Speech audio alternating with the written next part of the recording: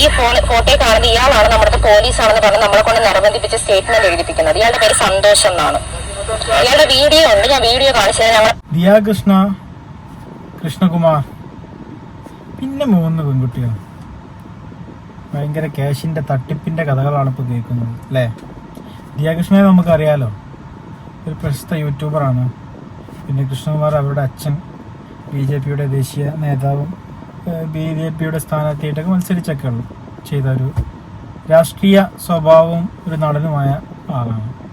സ്വാഭാവികമായിട്ടും ഇവർക്കിടയിൽ ഉണ്ടാകുന്ന ന്യൂസ് വളരെ പ്രാധാന്യമായി ന്യൂസ് വാല്യൂ ഉള്ളത് കൊണ്ട് തന്നെ മാധ്യമങ്ങളും പലവിധ യൂട്യൂബ് ചാനലുകളും ഒക്കെ ആ ന്യൂസ് ഏറ്റെടുക്കും. അതുകൊണ്ട് തന്നെ വളരെ ചർച്ചാ വിഷയമായിരിക്കുകയാണ് ഈ ഒരു ന്യൂസും ഈ അടുത്ത ഇന്നലെയും ഇന്നുമൊക്കെ ആയിട്ട്. ഇതിൻ്റെ വിഷയം എന്തെന്ന് വെച്ച് കഴിഞ്ഞാൽ, ദിയ എന്ന് പറയുന്ന യൂട്യൂബർ കൃഷ്ണകുമാറിൻ്റെ മകള്, അവർക്കൊരു സ്ഥാപനമുണ്ട്.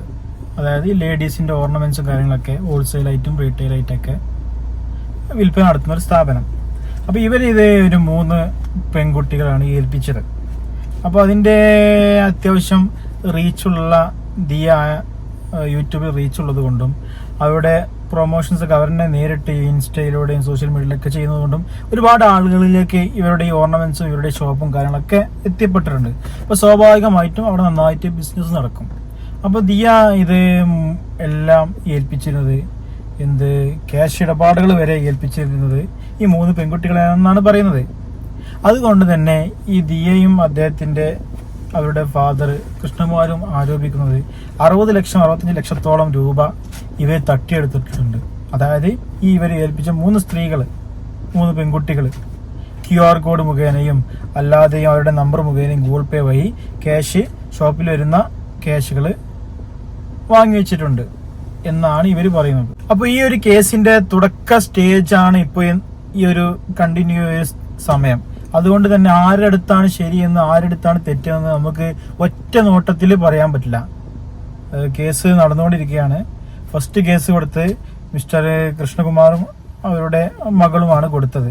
അതിനുശേഷം ഇവരുടെ സംസാരത്തിൽ എനിക്ക് മനസ്സിലായത് 3 ദിവസത്തിന് ശേഷമാണ് ഒരു കൗണ്ടർ എന്ന രൂപേണ ഈ പറയുന്ന പെൺകുട്ടികൾ കേസ് കൊടുത്തത്.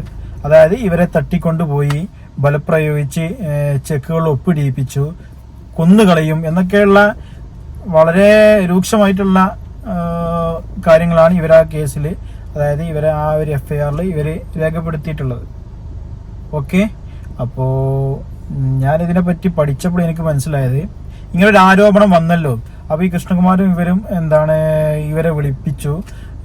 വളരെ ദേഷ്യത്തോടെയാണ് സംസാരിച്ചത്. എങ്ങനെ ആയാലും ഇപ്പോൾ ഒരു സ്വാഭാവികമായിട്ടും 10-60 ലക്ഷം എന്നൊക്കെ പറയുമ്പോൾ ഒരു സാധാരണക്കാരനൊക്കെ ഉപയോഗിച്ച് നോക്കുമ്പോൾ വളരെ വലിയ പൈസ തന്നെയാണ്. അപ്പോൾ ഇവർ പറയുന്ന പോലെ തന്നെ ഇപ്പോൾ എൻ്റെ നിങ്ങളുടെയൊക്കെ ഒരു പൈസ ഒരാൾ മോഷ്ടിച്ചെന്നല്ല പറഞ്ഞേ, നമ്മൾ സങ്കല്പിക്കുക, മോഷ്ടിച്ചു, അത് ആരാണെന്ന് നമുക്കറിയാം. അപ്പോൾ നമ്മുടെ സ്വാഭാവികമായിട്ടും നമ്മുടെ സംസാരം വളരെ മാന്യപരമായിട്ടായിരിക്കും, ഒരിക്കലാവില്ല. ഫസ്റ്റ് നമുക്കൊരു പൊട്ടിത്തെറി ഉണ്ടാവുമല്ലോ, അതുതന്നെയാണ് ഇവിടെ സംഭവിച്ചിട്ടുള്ളത്. അപ്പോൾ ഒറ്റ നോട്ടത്തിൽ എനിക്ക് മനസ്സിലാവുന്നത് ഈ കൃഷ്ണകുമാറിൻ്റെയും ഈ മകൾ ദിയയുടെയും അവരുടെ കോൺവെർസേഷനും അവരുടെ വീഡിയോസും ചാനലുകൾക്ക് നൽകുന്ന അഭിമുഖങ്ങളും ഒക്കെ നോക്കുമ്പോൾ അവരുടെ അടുത്തൊരു ക്ലിയർ ഉണ്ട്, അതായത് ഒരു ക്ലാരിറ്റി ഉണ്ട് അവരുടെ സംസാരം. നേരെ മറിച്ച് ഈ പെൺകുട്ടികളുടെ സംസാരത്തിൽ ഒരു ക്ലാരിറ്റി എനിക്ക് കിട്ടിയില്ല. നിങ്ങൾക്ക് എങ്ങനെയാണെന്ന് എനിക്കറിയില്ല. നിങ്ങൾ ആ വീഡിയോ ഫോളോ ചെയ്ത ആളാണെങ്കിൽ നിങ്ങളുടെ അഭിപ്രായം പറയൂ. ഇപ്പോഴത്തെ ഒരു അവസ്ഥയിൽ എനിക്ക് ദിയയുടെ ആ സ്റ്റേജ്, അവരുടെ ആ ഭാഗം എനിക്ക് ക്ലാരിറ്റി കിട്ടി, ഈ ഭാഗം ക്ലാരിറ്റി കിട്ടിയിട്ടില്ല. ഓക്കെ, ഏതായാലും നമുക്ക് ഈ പെൺകുട്ടികൾ കൊടുത്ത കൗണ്ടർ കേസിൻ്റെ കാര്യങ്ങളെ പറ്റി അവരൊരു മാധ്യമത്തിന് നൽകിയ അവരുടെ ഒരു പ്രസ്താവന നമുക്കൊന്ന് കാണാം.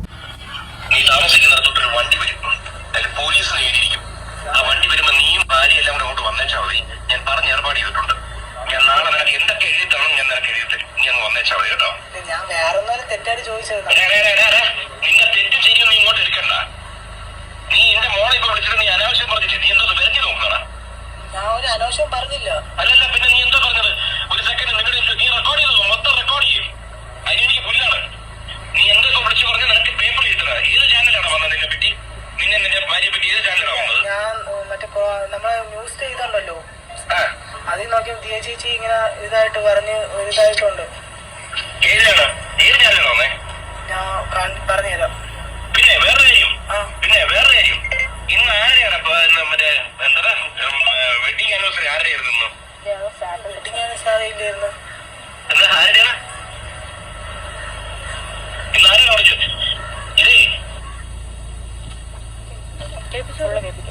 ഏൽപ്പിച്ചു കൊടുത്തു. ചെയ്യേണ്ടത് നീ ഇന്നലെ എത്ര രൂപ തന്നത്? ഇന്നലെ 8,72,000 ആണല്ലോ. ഇത് കണക്കെടുത്ത് ഞങ്ങള് 1 കോടി ഒരുമിച്ച് ഇവിടെ പോയിട്ടുള്ള ക്യാഷും ഇവിടുത്തെ സാധനങ്ങൾ എത്ര സാധനം പോയിട്ടുണ്ട് കണക്കെടുത്ത് ഞങ്ങളിന്ന്. നിങ്ങള് വേറെ കച്ചവടം നടത്തുന്നത് ഇവിടുത്തെ സാധനം കൊണ്ടുപോയിട്ട് ഇവിടുത്തെ ഗസ്റ്റുകളുടെ കൂടെ നമ്പർ എടുത്ത് അവർക്ക് നിങ്ങൾ കച്ചവടം ചെയ്യുന്നല്ലേ?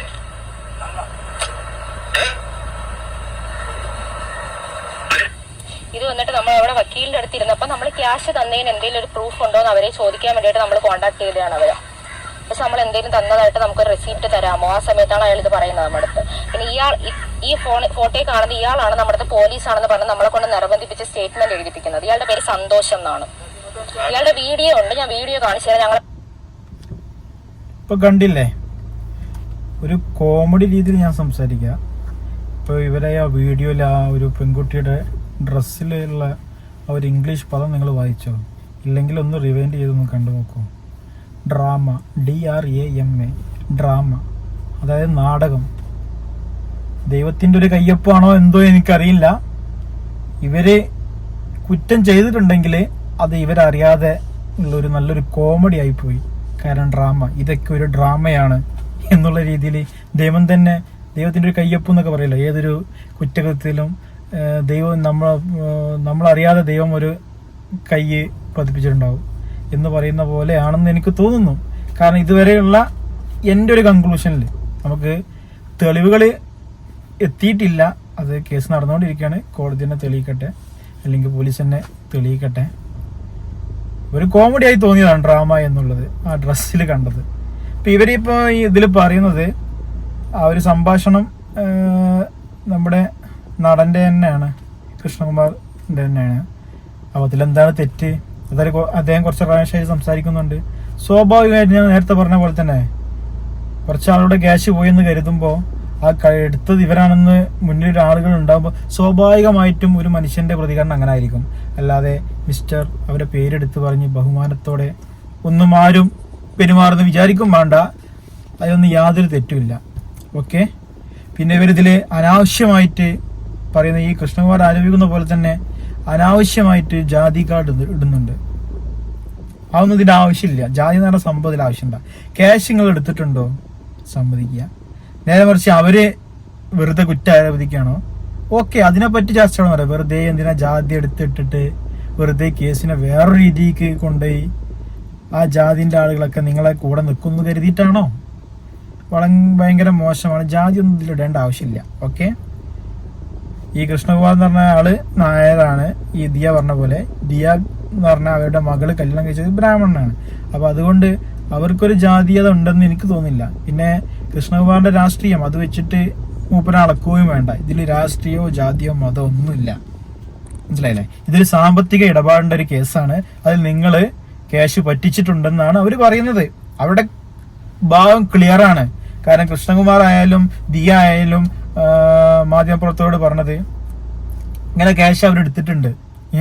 അതിന് തെളിവ് അവരാ അക്കൗണ്ട് പരിശോധിച്ചാൽ മതി. സ്വാഭാവികമായിട്ടും എന്റെയോ നിങ്ങളുടെ ഒക്കെ ബാങ്ക് സ്റ്റേറ്റ്മെന്റ് എടുത്ത് പരിശോധിച്ചു കഴിഞ്ഞാൽ എടുത്തിട്ടുണ്ടോ ഇല്ലേ എന്നൊക്കെ അറിയാം. എന്തുകൊണ്ട് അവർ അത് ഇത്രയും തുറന്ന് സംസാരിക്കുന്ന അവരെന്തേ ആ ഒരു റിപ്പോർട്ട് മാധ്യമങ്ങളുടെ മുമ്പിൽ കാണിച്ചു കൊടുക്കാത്ത? അല്ലെ മാധ്യമ പ്രവർത്തകർക്ക് ഓരോ കോപ്പി കൊടുക്കാത്ത?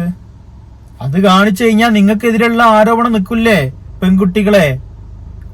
അപ്പൊ നിങ്ങൾക്ക് പറയാലോ ഈ സ്റ്റേറ്റ്മെന്റിൽ ഇതാ, ഈ സ്റ്റേറ്റ്മെന്റ് ഞങ്ങളുടെ സ്റ്റേറ്റ്മെന്റ് എന്താ, ഇതിൽ എവിടെ പൈസ വന്നിട്ടുള്ളത്? എന്നാ പൈസ വന്നിട്ടുണ്ട്, നിങ്ങൾ പറഞ്ഞ മാതിരി വിഡ്രോ ചെയ്തിട്ട് ടാക്സ് അടക്കേണ്ടി വരും. ടാക്സ് ഇൻകം ടാക്സിലെ എന്താണ് പൊടിയിടാൻ വേണ്ടിയിട്ട് നിങ്ങളത് ഗൂഗിൾ പേ വഴി പൈസ വന്നു. അത് ക്യാഷ് ആയിട്ട് എടുത്തിട്ട് CCTV ഇല്ലാത്ത സ്ഥലത്ത് പോയി കൊണ്ടേ കൊടുത്തെന്ന് പറഞ്ഞു. CCTV ഇല്ലാത്തടത്ത് പോയി കൊണ്ടേ കൊടുത്തോണ്ട് തെളിവുണ്ടാവില്ല അല്ലെ? നേരെ മറിച്ച് ഈ എന്താണ് നിങ്ങൾ പൈസ വിഡ്രോ ചെയ്യുമല്ലോ, ക്യാഷ് ആയിട്ടുള്ള കൊടുക്കണേ. വിഡ്രോ ചെയ്യുകയാണെങ്കിൽ വിഡ്രോ ചെയ്യാതെ എടുത്തു കൊടുക്കുകയാണെങ്കിൽ അത്രയും ക്യാഷ് നിങ്ങൾക്ക് എവിടെ നിന്ന് കിട്ടണേ? നിങ്ങളെ സാലറി എത്തിയാണ്. അപ്പൊ അതിനുള്ള സോഴ്സ് നിങ്ങൾ കാണിക്കണം. മനസ്സിലായില്ലേ? നീ വിഡ്രോ ചെയ്യുന്നുണ്ടെങ്കിൽ അത് ഏത് ATM ആണെങ്കിലും കേരളത്തിലായാലും ഇന്ത്യയിലായാലും എവിടെ ആയാലും ATM CCTV ഉണ്ടാവുമല്ലോ, അല്ലെങ്കിൽ ആ പരിസരത്ത് CCTV ഉണ്ടാവുമല്ലോ. അതിൽ നിങ്ങളുടെ മുഖം ദൃശ്യമാവുമല്ലോ, നിങ്ങളുടെ രൂപം ദൃശ്യമാവുമല്ലോ. ശരിയല്ലേ? അപ്പൊ നമ്മൾ പറഞ്ഞു വരുന്നത് ഇവര് കൃഷ്ണകുമാർ പറഞ്ഞ പോലെ തന്നെയാണ്, അല്ലെങ്കിൽ അവരുടെ മകള് ദിയ പറഞ്ഞ പോലെ തന്നെയാണ് എനിക്കും ചോദിക്കാനുള്ളത്. സ്റ്റേറ്റ്മെന്റ് കൊണ്ടുപോവാ മക്കളെ. വളരെ സിമ്പിളായിട്ട് നിങ്ങളെ നിരപരാധിത്വം തെളിയിക്കാൻ പറ്റുന്ന വളരെ സിമ്പിൾ കേസാണ്, വളരെ ചെറിയ ഒരു ആരോപണമാണ് ഈ പെൺകുട്ടികളെ നിങ്ങൾക്ക് എതിരുള്ളത്. നിങ്ങളുടെ ഭാഗത്ത് ശരിയുണ്ടെങ്കിൽ സ്റ്റേറ്റ്മെന്റ് കൊടുന്ന് കാണിക്കൂ.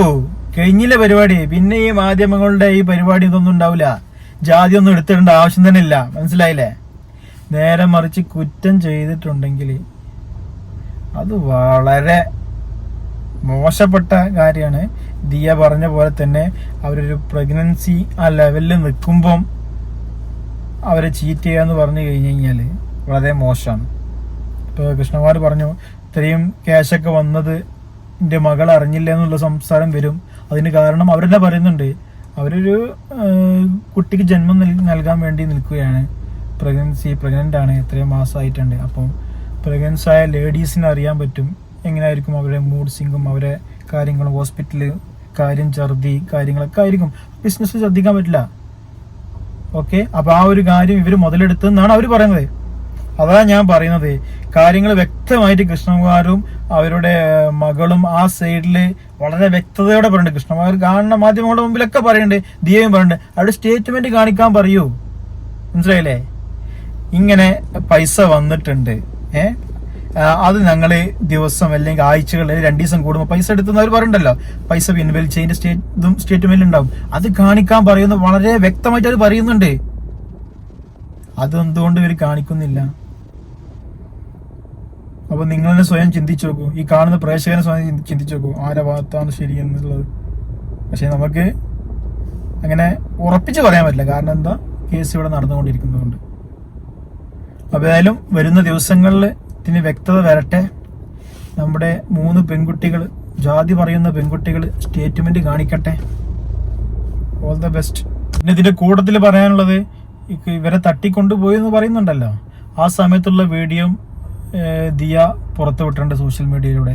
ഇവര് കുറ്റം സമ്മതിക്കുന്ന പോലെ വളരെ പാവത്താനായിട്ടുള്ള സംസാരിക്കുന്ന വീഡിയോ ഉണ്ട്. ഞാൻ ഇതിലിടാൻ ശ്രമിക്കുന്നില്ല, കാരണം അത്യാവശ്യം വൈറലായി എല്ലാവരിലേക്ക് എത്തിയിട്ടുണ്ടാവും ഞാൻ വിചാരിക്കുന്നു. അപ്പൊ അതില് ഇവരുടെ ഭർത്താക്കന്മാരാന്ന് തോന്നുന്നു, അവരുമുണ്ട്. അപ്പൊ ആ സമയത്തൊക്കെ ഈ രീതിയിൽ സംസാരിച്ച ഇവര് പിന്നെ മാധ്യമങ്ങളുടെ മുന്നിൽ വരുമ്പോൾ ആ വീഡിയോ ഈ മാധ്യമങ്ങളുടെ മുമ്പിൽ വരുന്ന വീഡിയോ കാണുമ്പോൾ രണ്ട് സ്വഭാവമായിട്ടാണ് നമുക്ക് തോന്നുന്നത്. അത് തന്നെയാണ് ആ ദിയയും അവിടെ പറഞ്ഞത്. ഇവരെ വിശ്വസിക്കാൻ പറ്റില്ല, പല സമയത്തും പല സ്വഭാവമാണെന്നുള്ളത്. ഓക്കെ, ഇവരുടെ ഭർത്താക്കന്മാർ ഇവരുടെ ഞങ്ങളെ ഭാര്യമാരെ തെറ്റുപറ്റിപ്പോയി, മാപ്പാക്കണം, ക്യാഷ് ഞങ്ങൾ കുറച്ച് തരാം എന്നൊക്കെ പറഞ്ഞെന്നാണ് ദിയ പറയുന്നത്. അതിന്റെ വീഡിയോ ഉണ്ടാവുമെന്ന് ഞാൻ വിചാരിക്കുന്നു, വരും ദിവസങ്ങൾ വരുമെന്ന് വിചാരിക്കുന്നു.